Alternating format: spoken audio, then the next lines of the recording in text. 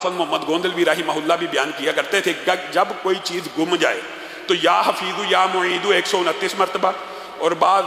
جو ان کے شاگرد ہیں وہ کہتے ہیں 313 مرتبہ حافظہ فرمایا کرتے تھے پڑھیں تو وہ چیز مل جاتی ہے، یا حفیظ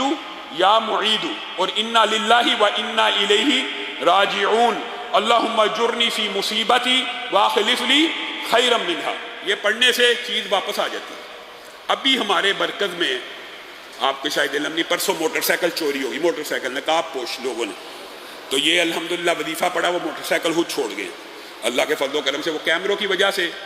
نقاب کے باوجود پہچانے گئے۔ لیکن میں ویسے آپ کو جنرل بات بتا رہا ہوں کہ یہ جو وظائف ہیں ان کے اندر اللہ کے ناموں کا وسیلہ دیا، یا حفیظ یا معید، اور ایک بات ضمنی طور پہ آئی ہے، اگر کسی کی بینائی چلی جائے یا کوئی عضو تلف ہو جائے تو اس کے لیے بھی یا حفیظ یا معید کے ساتھ انہ علی رجعہ لقادر، انہ علی رجعہ لقادر، اللہ تعالیٰ ہر چیز لٹانے پہ قادر ہے۔ تو یہ وظیفے پڑھنے سے اللہ کے فضل و کرم سے آپ کو ان معاملات میں اور ان میدان میں جو یہ میادین ہیں ان کے اندر آپ کو انشاءاللہ ضرور ریلیف ملے گی۔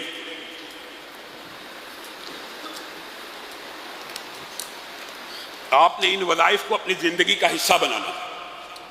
انشاءاللہ پھر کبھی موقع آیا تو مزید کچھ وظائف آپ کے نظر کریں گے، تو سب ساتھی یہ شفا کے وظائف بھی اچھی طرح یاد کریں اور خود اپنے گھروں کے اندر اس کا ورد کریں، اور بچوں کو یاد کریں، بچوں کو یاد کریں، خاص طور پہ اگر کسی کو درد ہو رہی ہے نا، درد ہو رہی ہے، بہت زیادہ پین ہے اور پین کلر اویلیبل نہیں ہے، تو بسم اللہ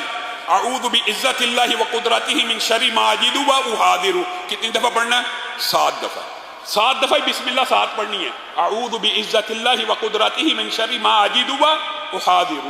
یہ رسول اللہ کے بتائے ہوئے وظیفے ہیں، اور ایک وظیفہ جو رسول اللہ صلی اللہ علیہ وسلم نے بیان کیا ہے اس کو بیان کر کے میں